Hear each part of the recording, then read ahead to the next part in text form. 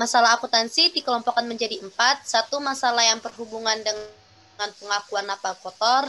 Kedua, masalah yang berhubungan dengan cara perhitungan bunga dan angsuran. 3. Masalah yang berhubungan dengan tukar tambah. 4. Masalah yang berhubungan dengan pembatalan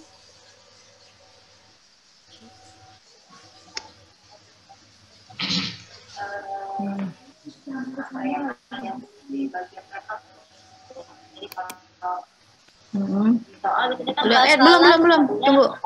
Jualan angsuran. Ya, Bu? Ya, stop. Tunggu, stop ya. Ya, Bu.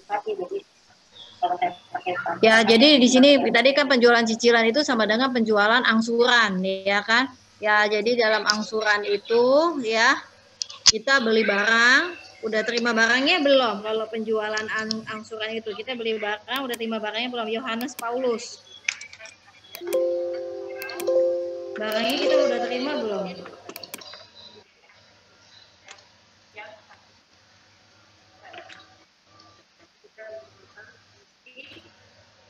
Barangnya kita udah terima belum? Yohanes Paulus ada?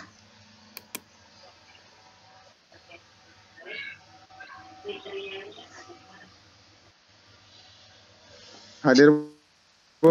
Apa?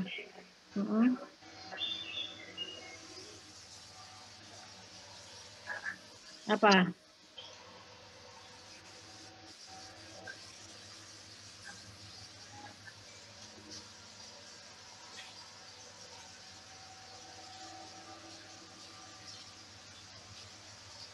Gimana, Yohanes?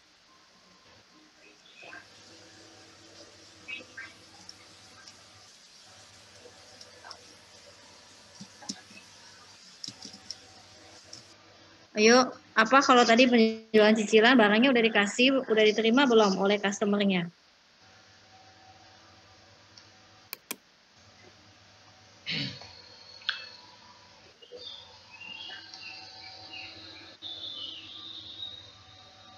Ayo, Yohanes.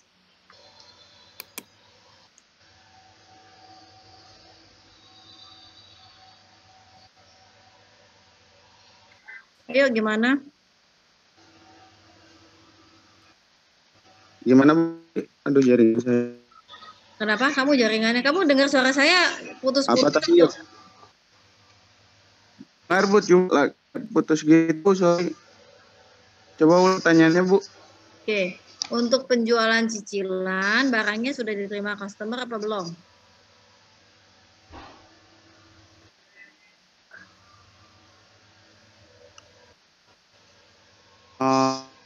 Custom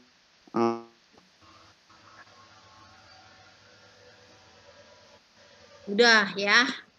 Oke ya, udah diterima, udah dikasih, cuma belum lunas. Bedanya apa sama penjualan kredit? Penjualan cicilan dengan penjualan kredit bedanya apa? Ini Aldiana atau Aidiana ya? Ai ya, Aidiana. Ai ya, bener ya? Ya. Ya, kamu dipanggilnya apa? Ai apa Diana? Biasanya Ai sih, Bu. Ai, ya udah, Ai. Apa bedanya?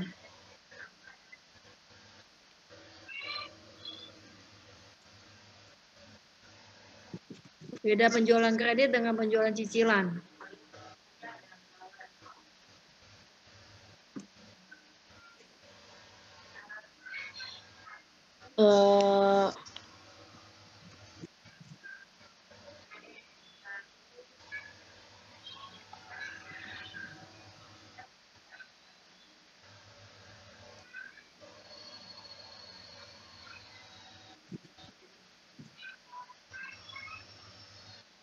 Yuk, apa bedanya? Kalau penjualan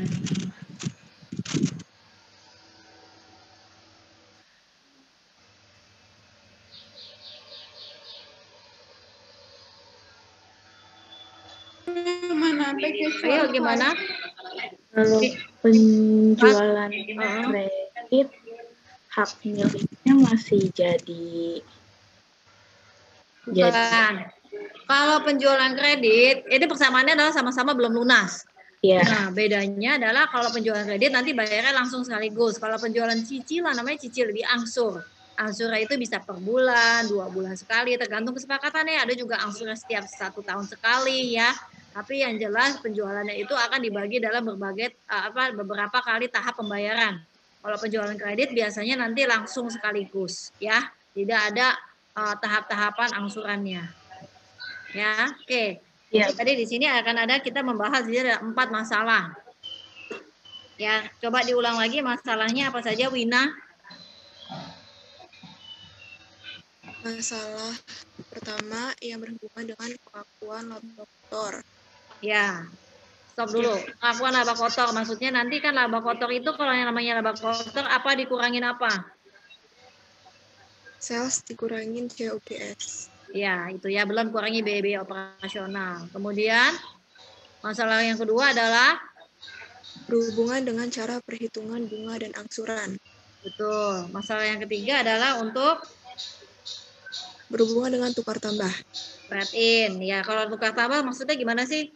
Kita kasih barang ya kan bekas, kemudian nanti kita dapat barang baru, selisihnya itu kita tambah uang. Ya. Yang keempat adalah berhubungan dengan Pembatalan penjualan angsuran. pembatalan itu artinya apa? Nggak bisa bayar, pembatalan. Ya, itu yang nanti kita mau bahas. Oke, next, tolong. Timothy. Ya, jadi pengakuan laba kotor. Nah, ini ada beberapa metode. Ada 2 metode untuk pengakuan laba kotor. Apa saja di situ nanti kita lihat. Ya, jadi laba diakui saat penjualan, laba diakui saat realisasi kas. Oke, next. Nah, ini silahkan dibaca. Estefania. Iya, Bu. Ya, Bu. Metode pengakuan pendapatan.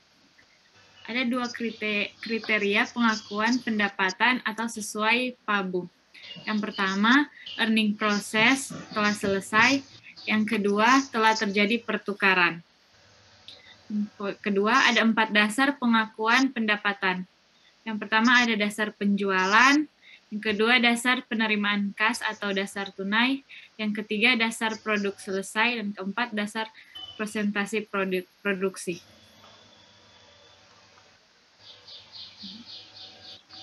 Nah, jadi kita lihat ya. Belum. Timothy tolong balik lagi, Timothy. Jadi di sini ada 2 metode ya untuk pengakuan laba. Ya, jadi tadi yang pertama itu adalah ya pada saat telah selesai atau telah terjadi pertukaran kriterianya. Ya, dengan dasar penjualan, bisa dengan dasar penerimaan kas. Ya. Atau ya jadi pendasar pendapatan ya bisa pada saat barang dijual kita akui pendapatan, atau pada dasar kita terima uang kita akui pendapatan, atau dasarnya adalah pada saat produk yang udah selesai kita akui pendapatan, atau pada saat persentase produksi. Ini mungkin di intermediate kamu pernah belajar untuk kita kalau sistem kontrak selesai yang sudah berapa persen itu yang kita akui sebagai pendapatan. Oke, lanjut next, Timothy. Nah, ini metode laba kotor penjualan angsuran. Tadi kan metode laba kotor ya. Jadi untuk penjualan angsuran bisa berdasarkan sales, jadi diakui pada saat barang dijual. Bisa berdasarkan tunai atau cash basis, diakui pada saat uang diterima. Ya. Oke, next. Ya, silakan dibaca untuk dasar sales atau akrual atau dasar penjualan. Kimberly. Dasar penjualan atau sales basis atau accrual basis, yaitu laba kotor atas penjualan angsuran diakui dalam periode penjualan angsuran terjadi tanpa memperhatikan pembayaran sudah diterima atau belum. atau sama dengan penjualan